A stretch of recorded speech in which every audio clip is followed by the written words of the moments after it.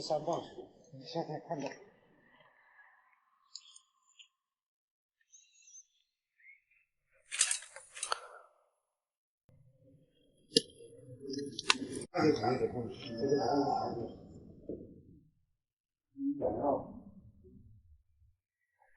今天我们在干活的时候，来了一个天津的大哥，想在我们这边租房子定居下来。那距离我们改造房子不远处，就有一栋闲置的木屋，就在我的背后，带大家走过去看一下。天津的大哥已经走到房子的边上了。这栋房子现在是住着2位差不多80岁的老人。上次我来的时候为大家拍过这个视频，大家是否还记得？当时候有位老奶奶坐在院子，我们还聊了会儿天。这栋房子是可以通公路的，那边只有一面墙，把那面墙拆掉了之后，车子就可以开到院子里面，所以这栋交通也是挺便利的。这边距离县城的话有10公里，距离附近乡镇集市的话有2公里。这边是土家族的集市，每5天是赶1集。这边村里面老百姓是非常勤快的，基本上自己种了很多蔬菜，养鸡养鸭还养猪，每到赶集的时候都拉到集市里面去卖。所以在这边住的话，起个早床去集市里面买，价格很公道，而且又新鲜。那镜头我们慢慢的来看，这个镜头拍仔细一点啊，别移动的太快。可以看一下，这边是进入院子的一个相当于一座门吧，大概宽3米左右。其实我在想，把这面墙拆掉了之后，车子可以直接开到院子里面，挺方便的。整个院子的话，我们可以看一下，有100多个平方左右，挺宽的。长时间没人居住，里面是长了很多杂草。这栋房子特点呢，地势高，视野好，独门独院，背靠大山，面朝大河。其实这边距离大河是很近的，直线距离的话也就100多米左右吧。这边走到河边有一条小路，走下去最多5分钟左右可以到河边。到夏天的时候，在这边钓鱼也是非常方便的。那我们来看一下，这是一栋4开间的木房子。这边是以前他们家的厨房，中间是堂屋，2边是卧室，那边还有一小间的偏房。那间偏房上面的瓦片都已经掉落完了，所以说整体看起来这栋房子是有点像危房了，但是它整体的结构看起来还可以，和我们改造河边的那栋房子我觉得结构差不多，还是值得有改造的空间。之前我和房东打过电话，当时候想把这栋房子买下来，那个时候出的价格是3万左右，房东不愿意卖，所以一直就没谈下来。现在再次来呢，其实今天也是天津的大哥来到这边看房，顺带带他过来看一看，也是应了大家是否还记得白云山的一位北京大哥，他在那边租的房子20年，他在想把这栋房子给买下来，所以说我再次来拍这个视频，也顺便的为他来看一看，再和房东谈一谈，看是否能在3到4万左右把这个价格谈下来。朋友们，你们也顺便给我们考虑一下，也给大家也给我们出意见，看这个怎么去谈。我觉得这栋房子是挺不错的，挺宽的。我们一起慢慢的镜头近一点来仔细看一下。这边是前屋檐的底水位，这边都是土家族的房子，它的挑手是比较长的，出来的话大概有1.4米到1.5米左右，所以它的出檐的话是很宽的。到下雨天的时候，它就不会往这个屋檐滴水，不会往这边的墙壁上浸湿。这座房子呢，现在是大门都没有了的，因为这个大门可能是主人家拆走了，已经不见了。这边土家族呢和我们苗族还是有区别，他们的火塘呢就在堂屋里面，我们苗族的火塘呢一般都是在这个房间里面。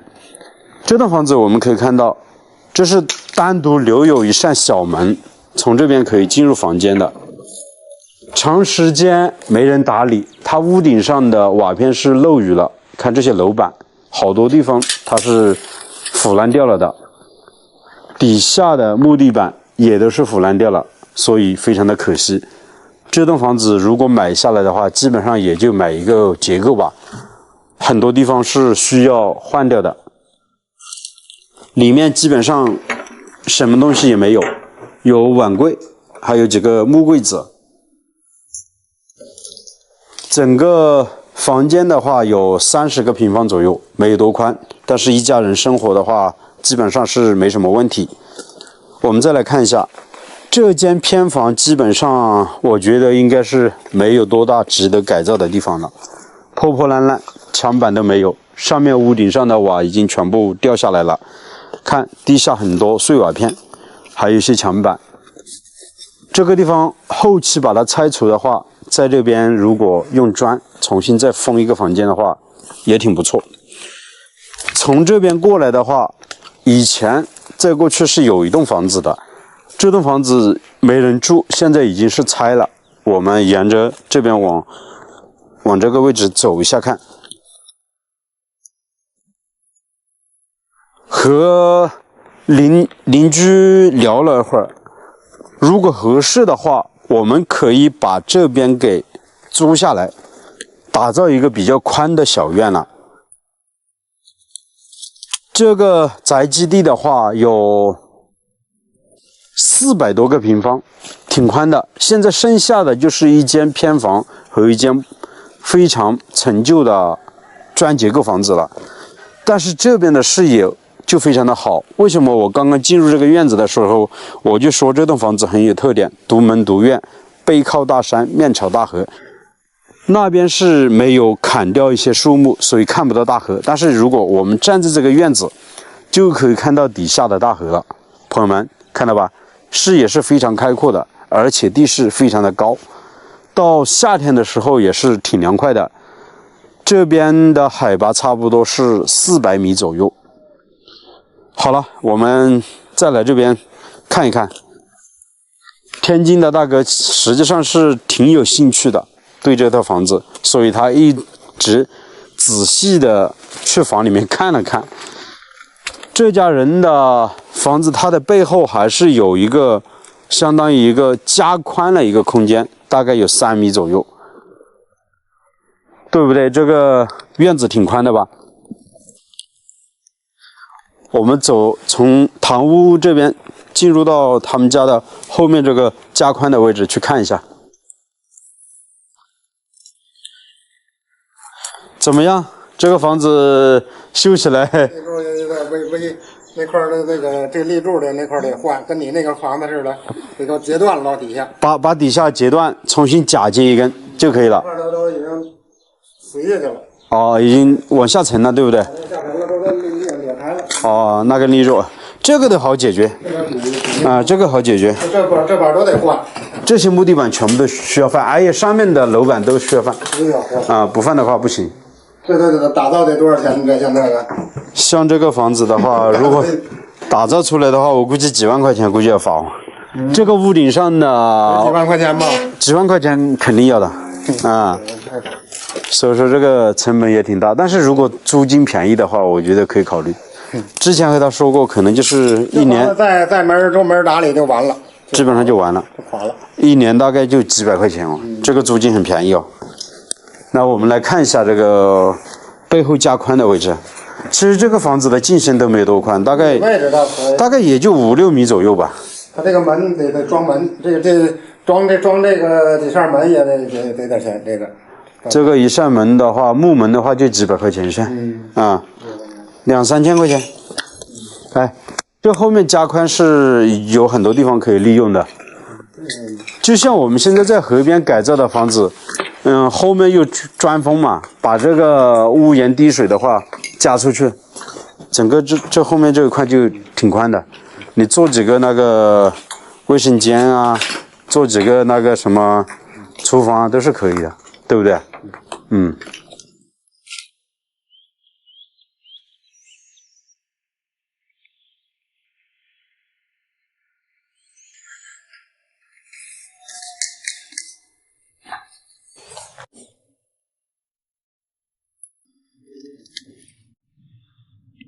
那不行，那东边那柱子还不好换，东边的柱子不好换，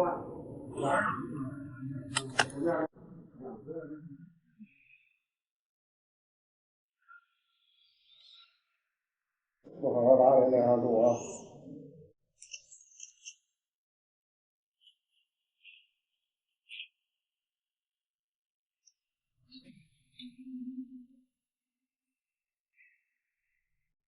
13磅水，你现在看到。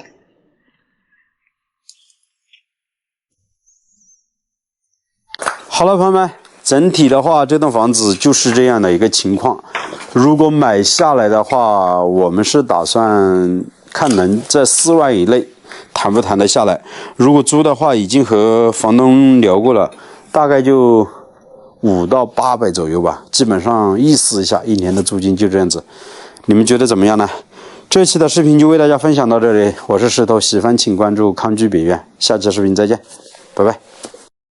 朋友们好，这里是康居北苑，今天又带大家来湘西的大山里面看一栋房子。那这栋房子距离县城大约是17公里，距离附近的乡镇6.5公里。乡镇有一处集市，每5天赶一集。当然，需要买一些新鲜蔬菜水果的话，一定要赶个早。这边都有习惯，天一亮之后，就陆陆续续摆放的摊位开始做买卖了。那这栋房子是一栋坐西朝东的房子，也可以说这栋房子也算是闹中取静的房子，因为房子距离周边的邻居还是比较近的。通过航拍的镜头，我们也发现整个村子大约是有20户人家左右，所有的房子都是紧挨着建在一起的，但是整个寨子周边的环境非常的好，可以说三面环水，犹如一座小岛之上，远远的看过去啊，真的也犹如世外桃源。那接下来我们就走进这栋房子去看一看。这边呢，通水、通电、通公路，还有网络。这是进入村子的马路，宽约3米左右，都是这样的水泥路。这边完全都是打上了水泥地面，非常的干净。房屋的旁边有很多橘子树，都已经结满了果子，在旁边还有些板栗树。每家每户都有单独的小院，所以住在这里面也是非常安静的，也没人过来打扰，因为整个村子并没有多大。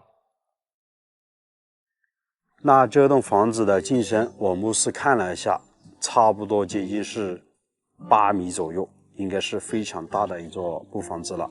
这边可以看到有很多蜜蜂飞来飞去的，可能蜂箱就在他们家的这面墙的位置。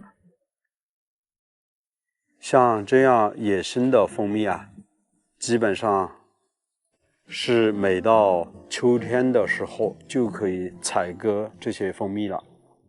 如果蜜比较好的话，可能会有10多斤的那个样子，完全是纯野生的。大家可以看一下，看这些蜜蜂就往这边飞进去。这些蜜蜂不用担心，它不会蛰人的。这边有单独的一道小门，可以从这边进入。这也是农村的一个灶台，有3口锅，有烟囱从这边排出去的。那我们就先从这边进去看吧。虽然很久时间没人住上面都是一层灰，但是整个灶台还是非常好，打扫一下之后基本上直接可以就用了的。这边的装修也是挺好的，都用木板隔开了。整个堂屋后院这边呢也是非常宽，在那边有火塘，可以看到这个房间啊，可以说也是杂物间吧，大概宽约30个平方左右，完全都是打上了水泥地面。从这边过去就是农村的堂屋了，很干净，都是打上了水泥地面，打理的也是整洁有序。我们可以看一下，有茶几，这边的墙面啊都是刷过清漆的，上面也用木板吊了顶。楼层高度大约是有6米到7米左右，很通透，透气性也是非常的好。这家人的装修啊是非常好的，当然这栋木房子现在是有很长时间没人住了，所以被闲置在这个地方。那我们先来看堂屋左手边的房间，这边地下都是贴了应该是瓷砖的，可以看一下很干净。现在里面是没有床，也用木板做了吊顶，可能那边有点点那个下层啊，用那个木头给撑起来了。这边都是装的有单独的灯，还有开关。这边是窗户装的纱窗，采光也是比较好的。房间很宽，大约是有30来个平方左右。这边也是用木板做了一个简单的吊顶，这边有床，打上了水泥地面。这个房间也差不多是有30来个平方左右。这边有单独的一扇小门，可以进入厢房的。通过这扇门之后，我们就来到了这边的厢房。这是以前农村的一个蹲厕，现在基本上都没有用了。这边是关猪的猪圈，整个这个厢房啊也很宽啊，这边有50-60个平方左右。那是村里面统一修的一个浴室。阿姨你好啊，你们家的房子很好啊，装修的很好。现在建了新房子了是吧？现在重新建了新房子了。这边有多久没住了？3-4年没住人了。哦，那这是一栋非常典型的土家民居，可以看到这是3开间的木房子，中间是堂屋，两边是卧室。一般这边都有个习惯，像堂屋呢，平时只打开2扇门，如果是有些喜事的情况下，亲朋好友过来，6扇门都可以打开的。朋友来了之后，入席到堂屋吃饭，一般两边呢都是卧室，可以住人的。这栋房子的旁边还有一座小厢房，在那里面呢也是有个房间的，所以整栋房子呢应该是有3个房间，1个客厅左右。杂物间呢应该是有厨房、杂物间，有好几个，反正整栋房子是非常宽的。那我们从厢房的位置走过去，就是他们家的菜地了。当然现在也是种上了一些橘子树还有柚子树，这块菜地啊接近有80来个平方左右。就在院子的下方就有一条人行步道，可以走到小河边的，大家可以看一下。虽然现在是没有打理啊，上面很多落叶，但是依稀看得出啊，这条人行步道还是经常有人走过去的，底下就是一处小码头了。那视频的最后，我们站在院子给大家环视一下四周。虽然这栋房子挨着旁边的邻居比较近，但是住在这边呢也是非常安静的，基本像这样的地方是没人过来打扰的。其实站在他们家的院子可以看到视野也是非常好的，在前面就没有房子了，就是一些柚子树、橘子树，在这底下就有一条小河，就在那个位置。我目视一下，院子距离小河应该是有50米左右。后期如果在这边住下来，可以自行修一个人行步道，走到小河边。这边原本就修的有台阶路，往这边走过去的。这个村子呢，现在也快就是修那种沿河而建的人行步道了，可能就这2、3年左右吧，所以以后在这边居住是非常好的。好了，朋友们，我是石头，喜欢请关注康居别院，我们下期的视频再见了，拜拜。这条路是真的不好走啊，这里面到处都长满了灌木丛还有杂草。刚刚我开车在马路那边的时候，发现这边的山头之上有一栋房子，就建在紫霞湖边，看得出这边的景色还挺美的。我就在村里面问了当地的一些老乡，他们告诉我，沿着这个山头有条小路一直走进来，就可以看到这栋房子了。那现在这栋房子就在我的前方，我转个镜头给大家一起来看一下。农庄的边上是有一条水渠的，常年都流着水。这里应该很多年没人住了，所以进来的路都长满了杂草。两边还种了很多桂花树，找到这处地方不容易啊。这边距离主路将近有300米左右，应该是一处废弃的农庄，以前应该是开农家乐的。这里有5间木房子，上面盖的是蓝颜色的铁皮瓦。这里还有个简易的棚子，用钢架结构搭起来的，以前可能是个烧烤棚之类的。外面都用那个竹子做了栏杆，底下就是紫霞湖边了。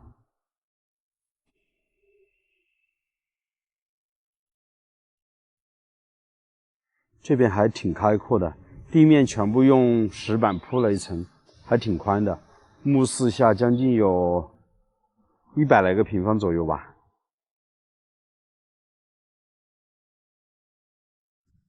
这处地方距离村里面直线距离将近有200、300米左右。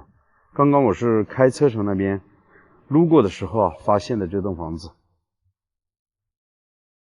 这里距离城里有7.5公里，距离乡镇有2公里，交通是挺便利的。房子是建在紫霞湖边，以前这是农庄的房子，应该是吃饭的一些客厅吧。对，应该是一些包厢，上面铺的都是一种木板。这个门是锁了，现在我们无法进去的。这边还有麻将桌呢，估计废弃了很长的时间了。哎，这个门可以打开，看这边的木板都铺的挺好的，上面都还有空调呢。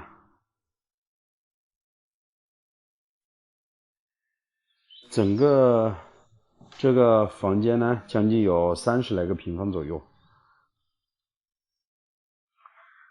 这台麻将桌看起来还好好的，应该还可以用。推开窗户看一下，哎，风景不错，朋友们看，底下就是紫霞湖边，这边是杂草丛生啊，那里好像有一处小码头呢。这是紫霞湖的一个小岔道，那边呢就是紫霞湖真正的一个湖边了。这些小岔道平时钓鱼是挺不错的，风景是非常好啊，好凉快这个位置。这房子啊，顶上都是用木板吊顶的，这样的风格挺不错，你们觉得呢？什么原因啊？废弃在这边太可惜了。我们把窗户关上吧，再去旁边看一下。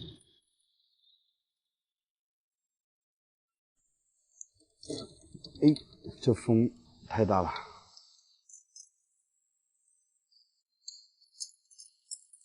这些花窗还挺好看的，里面装的是玻璃，风是吹不进来的。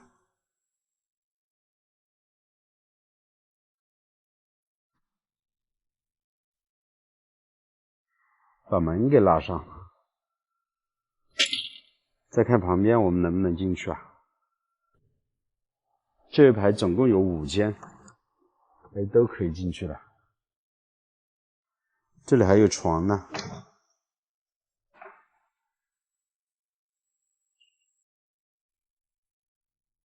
不错。这样的房子基本上打扫卫生就可以入住了，不用再去装修。这边也可以看到湖面。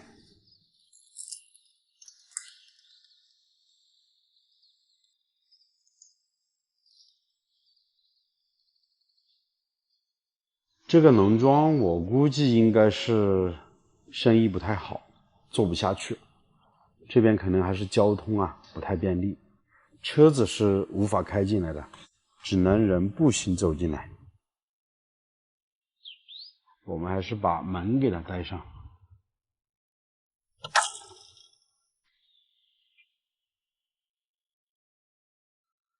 这里面有些桌椅板凳啊。这个房间好像比较大，哎，锁上了，无法进去。看看这边呢，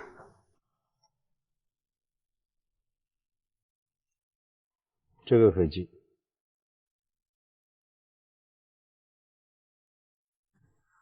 这里还有些衣物，好像每个房间都有空调的。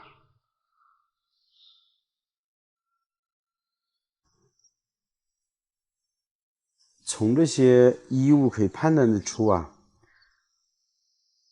这栋房子应该闲置的时间是非常久了。这旁边还有一小块的空地，清理出来，应该还是可以种点菜之类的，倒是挺不错的。这边还有个烤羊的一个架子，烤全羊的架子，应该是的。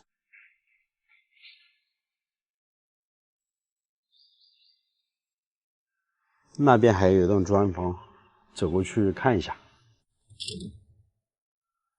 环境倒是非常不错啊，可惜了。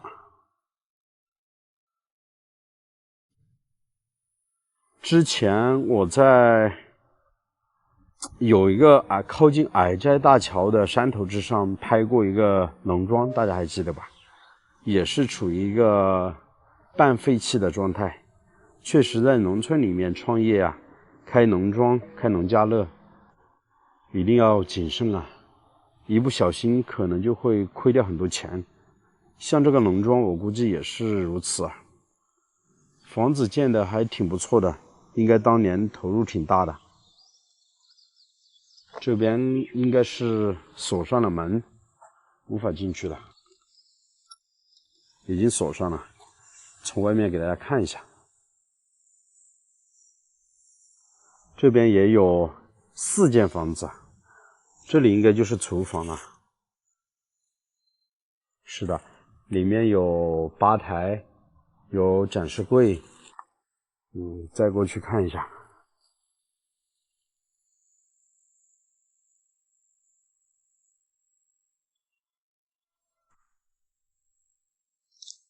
这边有灶台呢，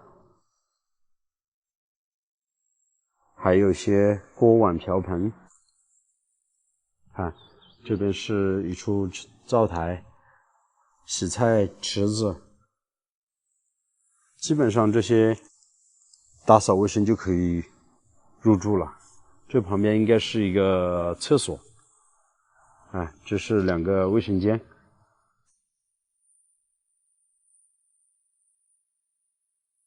可惜啊，这样的房子废弃在大山里面了。有什么好的方法能给它利用起来呢？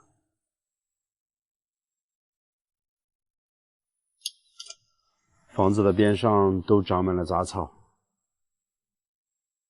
我感觉这样的房子应该是不漏雨的，上面的铁皮瓦应该是盖的还挺好吧，不知道隔不隔热。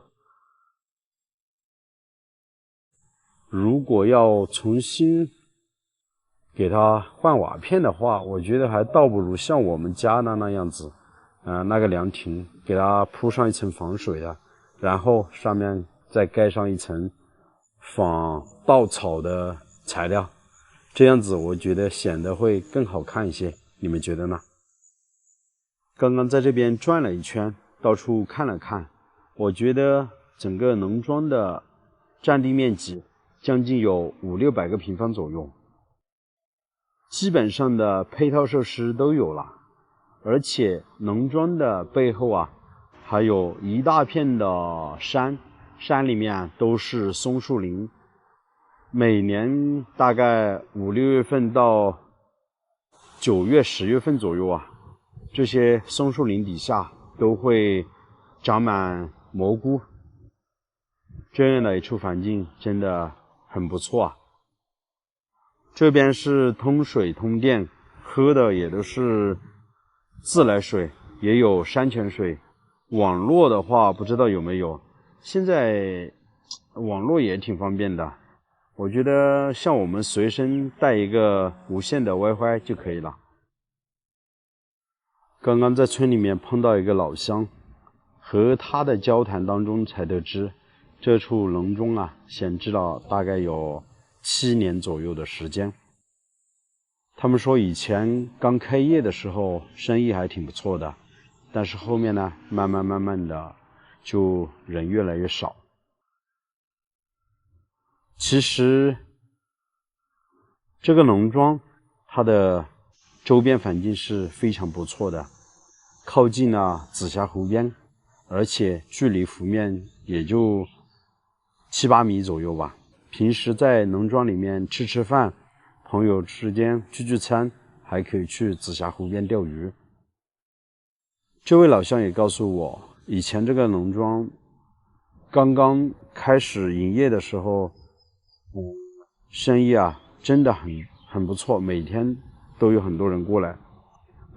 当时的投资大概也有40多万左右吧，因为是在山里面修了一条路进去，然后呢又在里面修了房子，还有一些设备，投入也挺大的。如今闲置了这么多年，一直啊都没有人再过来经营，他说啊也是挺可惜的。那你们觉得这样的一处地方有什么好的方法能够把它给利用起来呢？朋友们啊，欢迎大家在评论区里面留言，我们一起来讨论一下怎么样。其实进入农庄的道路都已经做了水泥硬化，只是啊道路上面堆满了树叶，清扫一下就比较好走了。两边都种植了很多桂花树，在这边是有一大块的稻田。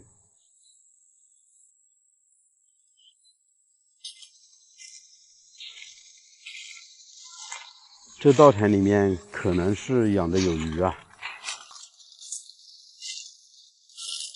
看这边的松树林很宽啊，目视下有估计有100多亩呢。